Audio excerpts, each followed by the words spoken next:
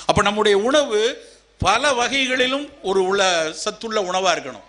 6 சுவையுள்ள உணவாக இருக்கணும். முதல்ல நம்மளால் இங்கே இருக்கிறவங்கள யோசிச்சு பாருங்களேன். கடந்த ஒரு வாரத்தில் 6 சுவையுள்ள உணவை 6 சுவையும் உள்ள உணவுகள் எத்தனை எடுத்திருப்போம்?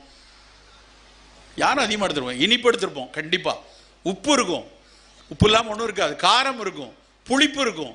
ஆனால் கசப்பும் துவர்ப்பும் பெரும்பாலும் இல்லை நண்பர்களே. ஆனால் துரதிருஷ்டவசமான விஷயம் என்னன்னா, கசப்பும் துவர்ப்பும் மட்டும்தான் அதிக மருத்துவ குணம் உடையது. நம்ம எல்லாம் கொண்டாடுறோமே நிலவேம்பு கஷாயம், நிலவேம்பு கஷாயம். ஏன்?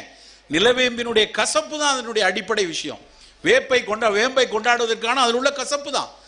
அப்போ வேம்பு அதில் இருக்கக்கூடிய கசப்பு மாதிரி நமக்கு உணவில் கிடைக்கிறது பாகக்காய், சுண்டக்காய் வற்றல், வெந்தயம், கருவேப்பிலை. இது ஏதாவது ஒன்று உணவில் இருந்து கொண்டே இருக்கணும். வீட்டில் தாளிச்ச கருவேப்பிலை எடுத்து தனியாக வைக்காதீங்க. சேர்த்து சாப்பிடுங்க, ஒன்றும் ஆகாது, விற்கலாம் செய்யாது.